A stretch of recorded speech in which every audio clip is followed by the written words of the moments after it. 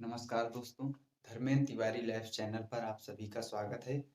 यदि आप लोगों ने चैनल को सब्सक्राइब नहीं किया है तो प्लीज़ चैनल को ज़रूर सब्सक्राइब कर लीजिए, जिससे मैं कोई भी नया वीडियो अपलोड करूं तो आपको उसका नोटिफिकेशन प्राप्त हो जाए ताकि आप क्लास को मिस ना करें।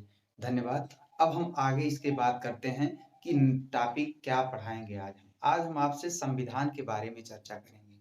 कॉन्स्टिट्यूशन, अगर व्यक्ति किसी देश में रह रहा है तो उसे अपने देश का संविधान ज़रूर जानना चाहिए, क्योंकि उसके अगर ये वह व्यक्ति संविधान नहीं जानता है तो वो उसके नियम कानून का वायलेशन होगा, अर्थात उसे जिस चीज़ की ज़रूरत होगी वो अपने अधिकार के लिए लड़ नहीं पाएगा। तो इसलिए दोस्तों, संविधान के बारे में जानकारी प्राप्त करना ज़रूर है।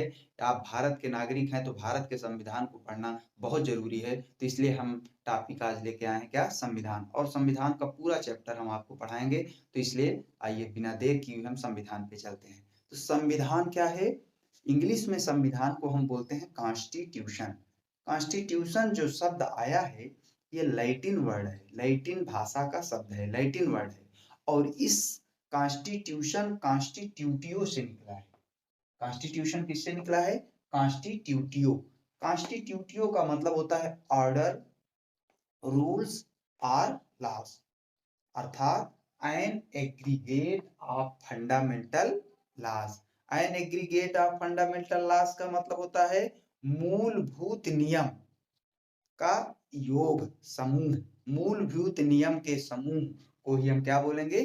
कॉन्स्टिट्यूशन। और यहाँ पर हमने आपको संविधान का विशेष रूप से डिफिनीशन समझाई है कि संविधान क्या है। संविधान एक लिखित दस्तावेज है। लिखित दस्तावेज का मतलब लिखा गया, और दस्तावेज का मतलब है डॉक्यूमेंट्स। जैसे आप किसी चीज की पढ़ाई करते हैं तो आप नोट्स बनाते हैं, ताकि अगर आपको किसी प्रकार की समस्या हो तो आप उस नोट्स से देखें और आपको समस्या से निजात प्राप्त हो। तो उसी प्रकार संविधान एक नोट्स है, एक प्रकार से समझ लें, दस्तावेज है, जिसके नियम कानून के आधार पर किसी देश की चुनी हुई सरकार उस देश पर क्या करती है? शासन करती है। उसे ही हम क्या बोलते हैं? संविधान। अर्थात कोई लिखित दस्तावेज अगर नहीं रहेगा तो कहाँ से नियम कानून के अनुसार वहां पर न्याय व्यवस्था या किसी चीज की प्रॉब्लम समस्या उत्पन्न होगी तो वहां से न्याय कैसे मिलेगा? तो इसलिए उसी दस्तावेज के आधार पर किसी व्यक्ति को न्याय दिया जाता है, या वहां पर कार्यपालिका को सुचारू रूप से चलाया जाता है, या उसी के आधार पर कानून जो है बनाया जाता है। तो यहाँ पर संविधान क्या है? वह लिखित दस्तावेज जिसके नियम या विधि विधान के आधार पर किसी देश की चुनी हुई सरकार उस देश पर शासन करती है, उसे ही हम क्या कहते हैं? संविधान कहते हैं। अर्थात rules and regulations of a written documents by which a elected government govern that country is known as constitution। क्या बताया मैंने? rules and regulations of a written documents by which a elected government govern that country is known as constitution। तो अब हम बात करते हैं constitution, जो हमारे देश का संविधान है। हमारे देश की सरकार जो है उसके 3 अंग हैं। भारत की सरकार के कुल कितने अंग हैं? 3 अंग हैं। कौन कौन से? पहला विधायिका, दूसरा कार्यपालिका, तीसरा न्यायपालिका। अब विधायिका क्या होता है? विधायिका को इंग्लिश में लेजिस्लेचर कहते हैं। विधायिका का काम होता है देश के लिए कानून बनाना, नियम बनाना, विधि विधान बनाना, जिसके हिसाब से देश की सरकार अच्छे से गवर्न करे, वहां का नियम कानून अच्छे से सुचारू रूप से चले। तो विधायिका का काम क्या होता है? देश के लिए विधि विधान, नियम कानून बनाने का काम किसकी जिम्मेदारी है? विधायिका की।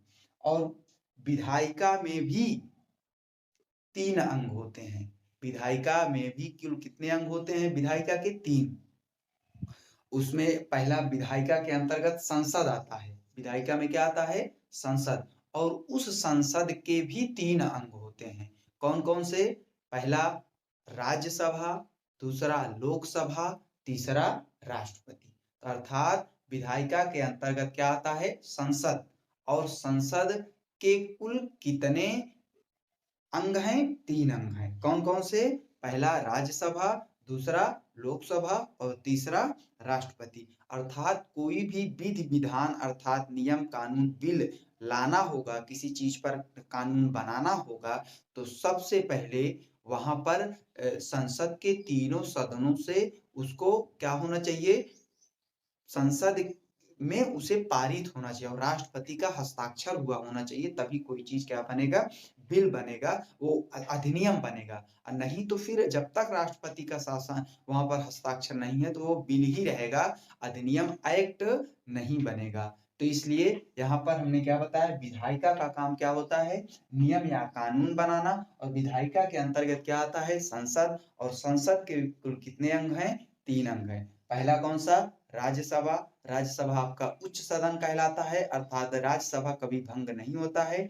और लोकसभा जो है 5 वर्ष के बाद क्या हो जाती है? भंग हो जाती है, फिर से चुनाव होता है। और अगला अंग उसका है राष्ट्रपति, अर्थात कोई बिल है, संसद के दोनों सदनों से अगर पारित भी हो गया और राष्ट्रपति जब तक उस पर हस्ताक्षर नहीं करता है, तब तक वो बिल ही रहेगा, अर्थात एक्ट नहीं रहेगा। जैसे आप ध्यान दें तो वर्तमान समय में एक बिल आया था, सी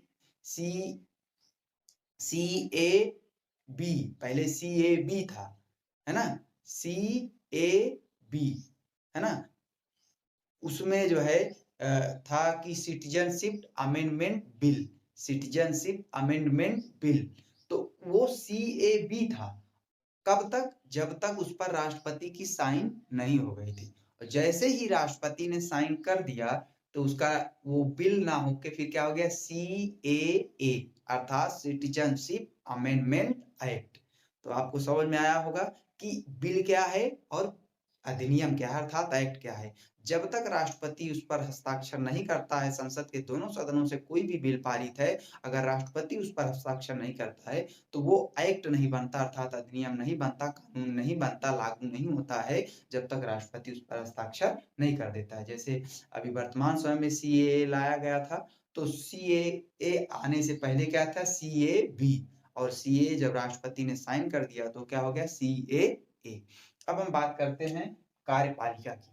कार्यपालिका को इंग्लिश में एग्जीक्यूटिव कहते हैं। कार्यपालिका का काम क्या होता है?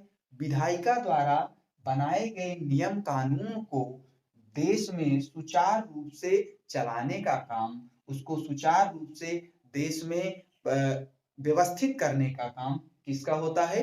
कार्यपालिका का। कानून बनाने का काम विधायिका का, और उस कानून को लागू करने का काम किसका है? कानून को देश में सुचारू रूप से प्रसारित करने का काम किसका होता है? किसका? कार्यपालिका का। और कार्यपालिका अगर उस कानून को सही से सुचारू रूप से नहीं चलाती, अर्थात विधायिका के द्वारा बनाए गए कानून के हिसाब से देश पर शासन नहीं करती है, तो न्यायपालिका का फिर उसमें इंटरफेयर आ जाता है। अर्थात अगला अंग कौन सा है सरकार का? न्यायपालिका। न्यायपालिका का काम होता है कानून को देश में लागू कराना। अर्थात सरकार अगर किसी भी कानून के हिसाब से या कोई भी व्यक्ति कानून के हिसाब से कार्य नहीं कर रहा है, तो उस व्यक्ति को अपराधी समझा जाएगा और उसके हिसाब से उसे सजा का जो प्रावधान होगा उसे भी मिलेगा, और प्लस जो है कानून को लागू करेगा। अर्थात लॉ एंड ऑर्डर को दुरुस्त करने का काम जो है किसका है? कार्यपालिका को, और लॉ एंड ऑर्डर को लागू कराने का कार्य किसका है? न्यायपालिका को। तो इसलिए ये आपके सरकार के 3 अंग है, तीनों अंग एक साथ मिलकर एक अच्छी सरकार बनाने में अहम भूमिका निभाते हैं। तो हमारे देश की सरकार के कुल कितने अंग हैं? 3। पहला विधायिका एग्जीक्यूटिव, पहला विधायिका लेजिस्लेचर, दूसरा कार्यपालिका एग्जीक्यूटिव, और तीसरा न्यायपालिका ज्यूडिशरी। यहाँ पर हमने आपको बताया। अब एक बात हम कर लेते हैं। हमारे देश का जो संविधान है, वो एक सम्मेलन के द्वारा बनाया गया। तो संविधान, हमारे देश का संविधान हाथ से लिखा गया है। मूल प्रति जो है हमारे देश की, वो किससे लिखी गई है? हाथ से। और कौन सी भाषा में मूल प्रति लिखी गई है? अंग्रेजी भाषा में। अर्थात हमारे देश का संविधान हस्तलिखित संविधान है, अंग्रेजी भाषा में मूल प्रति लिखी गई है, जिसको किसने? प्रेम बिहारी रायजादा ने लिखा है। भारत के संविधान की मूल प्रति अंग्रेजी में लिखी गई है, जिसे प्रेम बिहारी रायजादा ने लिखा है। अब संविधान के बारे में बात करते हैं। संविधान के कई रूप होते हैं। संविधान के कई रूप होते हैं। जैसे पहला रूप हो गया विकसित, दूसरा हो गया निर्मित, अगला हो गया लिखित, फिर उसके बाद अलिखित, नम्य, अनम्य। ये संविधान के क्या हैं? रूप हैं। इनकी हम चर्चा करते हैं। विकसित संविधान वो होता है जहां पर परंपरा या के अनुसार निर्णय लेकर उसको डेवलप किया जाता है, विकसित किया जाता है, उसे ही क्या कहते हैं? विकसित संविधान। जैसे आप ध्यान दें, ब्रिटेन में राजा या रानी हुआ करते थे, सम्राट या सम्राज्ञी हुआ करती थी, और उसी सम्राट सम्राज्ञी की परंपरा को आगे बढ़ाते हुए आज भी वहां पर राजा या रानी हुआ करते हैं, सम्राट या सम्राज्ञी हुआ करते हैं। तो कहने का मतलब है कि वहां पर परंपरा के अनुसार उसी को संविधान में अंदर कर लिया गया, संविधान में उसे समाहित कर लिया गया। तो ब्रिटेन का जो संविधान है वो परंपरा से निर्मित है। तो इस तरीके से विकसित संविधान हो गया। और परंतु भारत का संविधान कैसा है? निर्मित। तो दूसरा प्रकार का संविधान क्या हो गया? निर्मित संविधान। अर्थात जहां पर किसी सम्मेलन या किसी सभा के द्वारा संविधान का निर्माण किया गया हो, उस प्रकार के संविधान को निर्मित संविधान कहते हैं। अर्थात क्रिएट मतलब निर्मित करना, क्रिएटिव संविधान, क्रिएटिव कॉन्स्टिट्यूशन। तो Bharat, America, France, Germany, Italy, दक्षिण अफ्रीका, रूस, इन सब देशों का संविधान कैसा है? लिखित संविधान है। तो भारत का भी संविधान कैसा है? लिखित संविधान है। तो दुनिया का सबसे बड़ा लिखित संविधान अगर किसी का है तो किसका है? भारत का संविधान है। दुनिया में सबसे ज्यादा बड़ा लिखित संविधान किसका है? भारत का। और सबसे छोटा संविधान किस देश का है? अमेरिका का। अमेरिका का संविधान सबसे छोटा, और भारत का दुनिया में सबसे बड़ा लिखित संविधान भारत का है। तो लिखित भी आपको आशा करते हैं समझ में आएगा। अब हम अलिखित बोलते हैं। संविधान का एक रूप था अलिखित, अर्थात संविधान जहां पर लिखा ही ना गया हो, वहां पर पार्लियामेंट में ही निर्णय ले लिया जाता हो। संविधान के वहां पर संविधान तो है परंतु लिखित संविधान नहीं है। पार्लियामेंट में निर्णय पूर्ण रूप से पारित हो जाता है, वही वहां पर क्या हो जाता है? विधान बन जाता है। तो ब्रिटेन जो है एक ऐसा देश है जहां पर लिखित संविधान नहीं है। अगली बात करते हैं नम्य। नम्य संविधान क्या होता है? नम्य का मतलब होता है जहां पर उदारता हो, जिस संविधान में उदारपन हो, लचीलापन हो। अर्थात जरूरत पड़े तो वहां पर संविधान में कमी कर दिया जाए, किसी चीज में फ्लेक्सिबिलिटी ला दिया जाए, अगर जरूरत पड़े तो वहां पर कड़ाई ला दिया जाए, तो वो अनम्य हो जाएगा। तो जो ब्रिटेन का संविधान है वो नम्य है, अर्थात वो फ्लेक्सिबल है, लचीला है ना? तो वहीं पर अगर हम बात करें कठोर या अनम्य संविधान पर, जहां पर संविधान बहुत कड़ाई से संविधान के नियमों को पालन किया जाए।